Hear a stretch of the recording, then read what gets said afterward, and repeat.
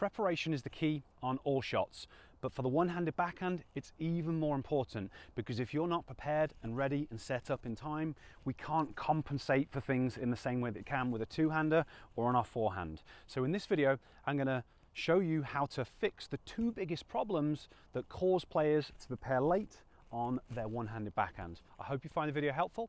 If you do, it'd be great if you give me a thumbs up. And if you haven't subscribed to my channel before, I'd really appreciate it if you could do that as well. We're going to do this in reverse order and save the best for last. So the second biggest reason that you're probably preparing late on your backhand is that your footwork isn't good enough. You probably haven't worked on your footwork enough. And what you've got to understand is that tennis movements are hard. Unless you've practiced them very deliberately, you're most likely not doing them well. They're not the sort of thing that you can just pick up as you're developing your strokes. So we're going to work on the specific footwork that you need to work on. Now, we're always going to start with a good quality split step. So for the split step, we're landing nice and wide and stable. We're landing on the balls of our feet, so our heels aren't hitting the ground. We're landing on the balls of the feet, and we're landing on the inside of the balls of the feet, so kind of pushing off our big toes. The reason that we're doing this is because this allows us to move quickly in all directions, because I need to get to my forehand, I need to be able to get to my backhand, maybe I need to start to move forwards towards the ball. So we need to be nice and wide to allow us to use the different types of first step that we're going to be looking at in a moment. We also need to lower our center of gravity, and that goes along with what I've just talked about. So we won't be landing with straight legs, we'll be bending our knees. Some players bend them more, some players bend them less, but we do need a little bit of bend. And ideally, my body's going to lean forwards a bit, my shins will be forwards a bit, and I'll have a neutral pelvis. If your butt is sticking out like that, it's going to increase the likelihood of injuries. So we want to try and have a neutral pelvis. And between all those points, that's going to give you a really good quality split step that you then just have to practice over and over again until it's efficient. If you're not doing a split step, it's a priority to get that. It will make you prepare so much faster on your one-hander. And you want to practice transitioning in from different positions. So I want to practice just being stood here, doing a split step. I want to practice going from one leg, split step, the other leg, split step. I want to practice as if I've step out, I've hit a wide ball, I've come back, and I'm going to transition into the split step. You just need to get very comfortable at doing the split step. After the split step, we've basically got two things happening. We've got some kind of pivot step, but along with that, we start to do our upper body unit turn. So I'm going to talk about them interchangeably. But in terms of the pivot step, we're landing facing forwards from our split step. The pivot step, we're turning our left leg as a right-hander, moving out to our backhand side and pivoting it in the direction that we're going. But we've got slightly different ways to do this pivot step.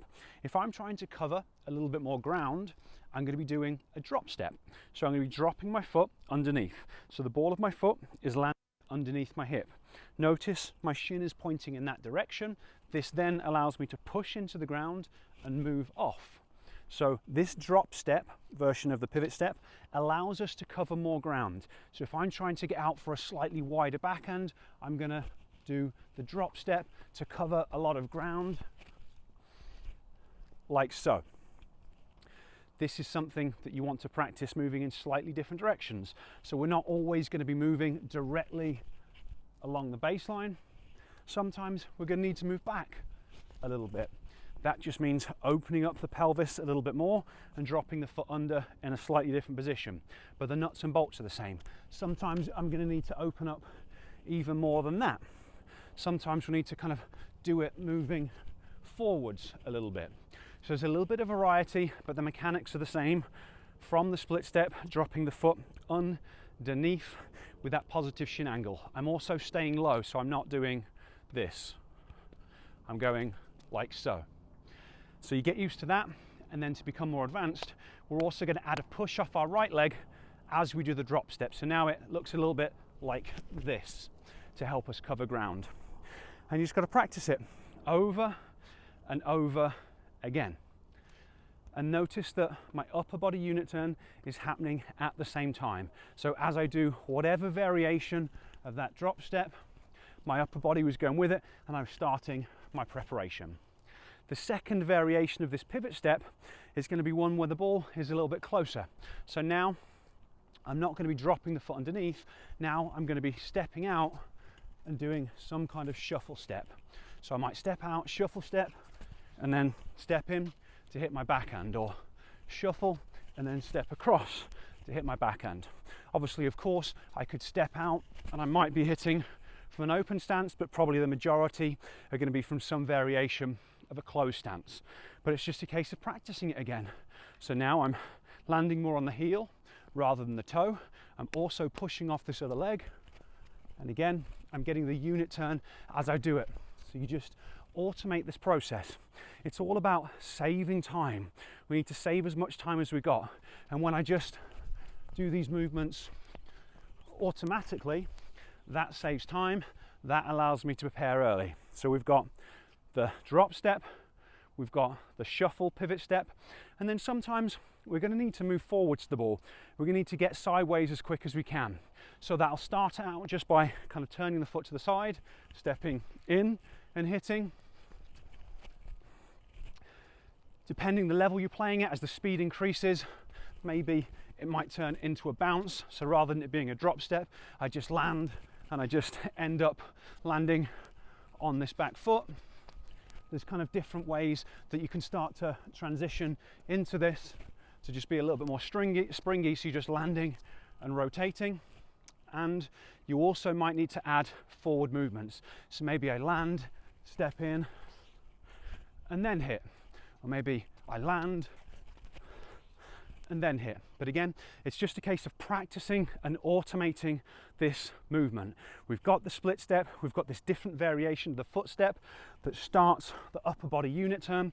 So now we've got all the pieces in place, so then we can drive through this outside leg and hit a good quality one-handed backhand. So I spent a little bit of time on this, but that is because this is one of the biggest things that holds players back on their one-hander. You've got to make sure that your footwork is solid so that you can be in the right position, because we don't have a way to compensate. Okay, and now we get to the number one thing that you're going to need to address if you want to prepare earlier on your one-handed backhand. And this is something you might not have thought about before, but it's going to make a lot of sense when I explain it.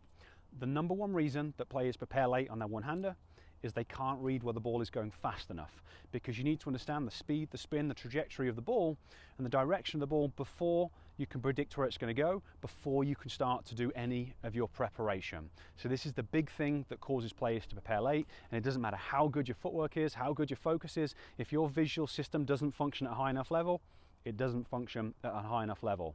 The good news though is that it's actually very trainable. Now, if you're watching this, you're going to be in one of two camps. You might know that you've got problems with your visual system, in which case you're going to very much enjoy what I'm about to say, but you might also be watching this going, yeah, no, my vision's great. I've been to the eye doctors, I've got 20/20. And what you need to understand is that 20/20 just means that you've got average ability to read letters of a certain size from 20 feet when you're sitting in a doctor's office. You can get much better than 20/20. And that's still just one measure of visual acuity. We need a lot of other different visual skills in tennis to read where the ball's going, because the ball's moving and we're moving and all this stuff is going on. So if you're preparing late, there's going to be one of the other visual skills that's potentially creating problems for you. But like I said, the good news is this stuff is very, very trainable, using quite simple drills once you know how. To help you with that, I've actually created a free tennis vision starter program. It's going to show you a series of drills that you can start to work on at home. That's really going to help you to prepare earlier on your one-handed backhand. If you would like the free program, I'll place a link up there. I'll place a link down in the description. All you need to do, click on that link, it'll take you over to a different page, enter your details there, and I will send you this free program. And obviously when you combine improving the visual side of things with the footwork side of things, this is how we really fix that preparation. It's going to allow you to set up in better position on your one-hander, turn it into a much more dependable and reliable shot. So hopefully you found this video helpful and beneficial. If you did, really appreciate that thumbs up. And again, if you haven't subscribed to my channel, it really helps me out if you could do that. Any comments about what I've gone through today, I would love to hear your comments down below.